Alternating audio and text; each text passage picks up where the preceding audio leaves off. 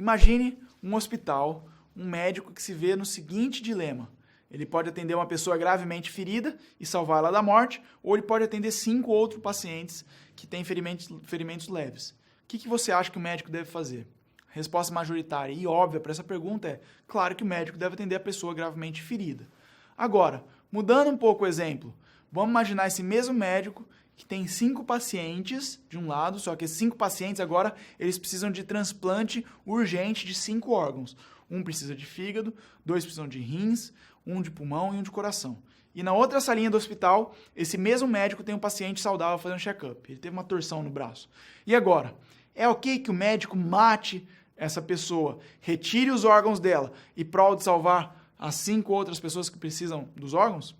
Vamos esquecer o direito por um minuto para responder essa questão. Obviamente o direito não permitiria nada disso, mas é moralmente correto fazer isso? E aqui a gente consegue distinguir 2 tipos de pensamento moral, 2 formas de encarar a justiça, tá? Primeiro, a gente tem a moral consequencialista, que de acordo com o próprio nome, vê apenas as consequências de um ato, ou seja, vê apenas os resultados, não vê a intenção daquele ato. E por outro lado, a moral categórica, que vê o que é certo como sendo um dever, independentemente de analisar os resultados. Tá? O autor categórico mais importante é o Immanuel Kant, e a gente vai ver nas aulas seguintes. E o consequencialista mais importante é Jeremy Bentham, com a sua teoria utilitarista, que a gente vai ver a partir de agora. Tá? O utilitarismo é um tema queridinho nas provas, sempre cai uma outra questão de utilitarismo, e a boa notícia é que essa é uma escola de pensamento relativamente simples e fácil de entender. E também ela é muito interessante, eu garanto para você que você vai gostar do utilitarismo e a partir de agora você vai começar a analisar tudo pelo viés utilitário e calcular a utilidade das coisas, tá? Beleza. O utilitarismo basicamente se propunha a criar uma teoria da justiça. E o que a gente pode entender por teoria da justiça? Teoria da justiça é uma teoria que pode dizer se uma ação qualquer ela é correta ou ela é errada. A teoria da justiça ela nos elucida, nos dizendo o que é a coisa certa a fazer em alguma situação. Tá? E o que é a coisa certa a fazer para os utilitaristas? Para eles, a coisa certa a fazer é aquela que tem a maior utilidade, sempre. Tá? E obviamente você vai me perguntar, a próxima questão é, afinal de contas, que raio que é utilidade? E eu vou responder essa pergunta citando um trecho de Princípios da Moral e da Legislação, um dos livros mais importantes do Jeremy Bentham, que foi um pensador inglês que viveu de 1748 a 1832. E ele é considerado o pai do utilitarismo, tá? Vamos ver o que ele entendia por utilidade. Na sua tela, o termo utilidade designa aquela propriedade existente em qualquer coisa, propriedade em virtude da qual o objeto tende a produzir ou proporcionar benefício, vantagem, prazer, bem ou felicidade, ou a impedir que aconteça dano, dor, mal ou infelicidade para a parte cujo interesse está em pauta. Se essa parte for a comunidade em geral, tratar-se-á da felicidade da comunidade, ao passo que, em se tratando de um indivíduo particular, estará em jogo a felicidade do mencionado indivíduo. Está aí na sua tela. Resumindo, utilidade é a propriedade que faz com que a gente seja mais feliz e tenha mais prazer e vantagens. Ou seja, eu tenho sempre que buscar o prazer e evitar a dor. E como isso pode ser útil para uma teoria da justiça? É simples. Sempre que eu ou uma comunidade for tomar uma decisão, eu geralmente tenho que escolher entre 2 ou mais alternativas, certo? Basta então que eu calcule a utilidade dessas alternativas e aquela que me proporcionar mais utilidade, então mais felicidade, né, mais prazer, ou que fizer evitar mais dor e infelicidade, essa é a decisão que eu devo tomar. E aí a gente extrai o princípio utilitarista que é fazer o maior bem para o maior número de pessoas. Em inglês, como Jeremy Bentham falou, the greatest good for the greatest number. Tá? Fazer o maior bem para o maior número de pessoas. Esse é o cerne do princípio utilitarista.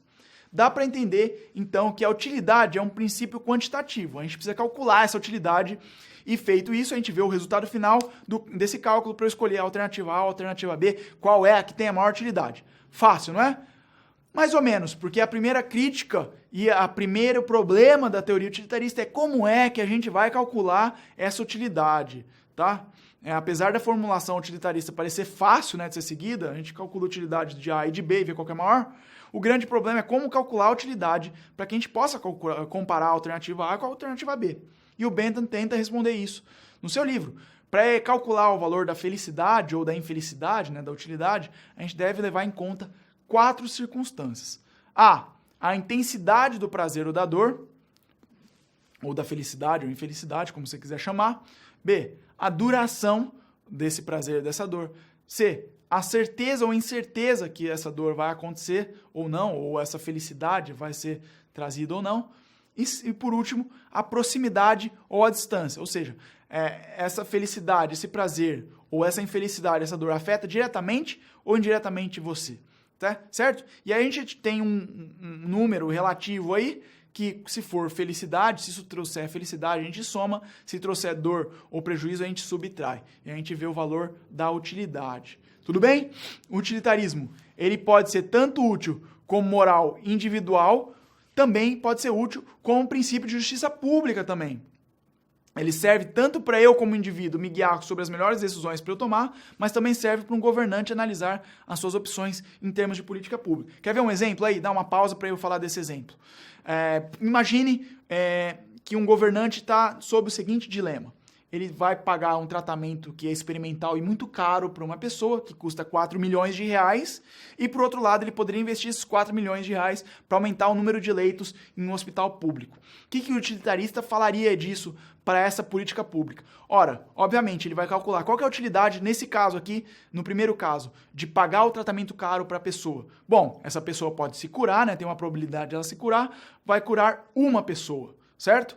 E aqui, nesse outro caso, de aplicar esses 4 milhões para aumentar o número de leitos nesse hospital. Bom, aí nesse caso, no segundo caso, na segunda alternativa, a gente teria uma felicidade talvez menor, talvez igual, mas para um maior número de pessoas. A gente soma isso e percebe que a melhor alternativa, a melhor decisão a ser feita, o que é correto a ser feito, é investir esses 4 milhões para os leitos, porque vai trazer mais felicidade para mais pessoas. Então a gente vai ter maior utilidade nessa segunda alternativa. Beleza? Dá para entender?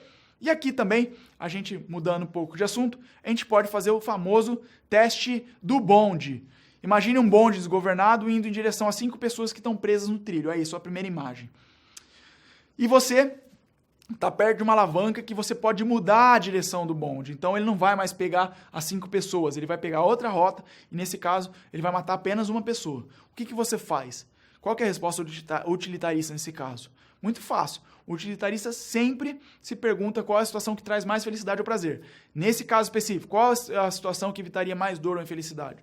A resposta, claro, é matar uma pessoa só ao invés de 5. Então você deve puxar a alavanca para o bonde mudar o seu trajeto. Mas vamos mudar um pouco o exemplo. Olha aqui embaixo. Imagine, na figura de baixo, tá? Imagine que você está em uma ponte e o bonde desgovernado está passando embaixo dessa ponte e indo em direção de 5 pessoas.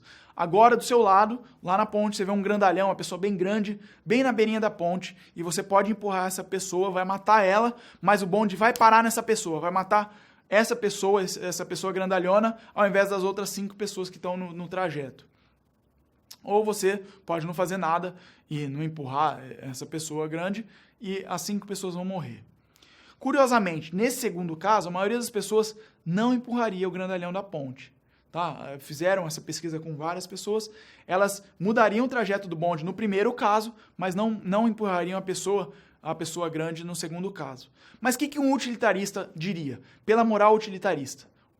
Para ele não tem diferença nenhuma entre os dois exemplos. E claramente o certo a fazer é empurrar um homem grande da ponte. Da mesma forma que no exemplo do começo da aula, o médico deveria matar aquele jovem lá fazendo check-up para pegar os órgãos e salvar a vida das 5 pessoas, aqui nesse caso do bonde, também você deve empurrar a pessoa grande para salvar a vida de 5 em troca para a vida de uma pessoa.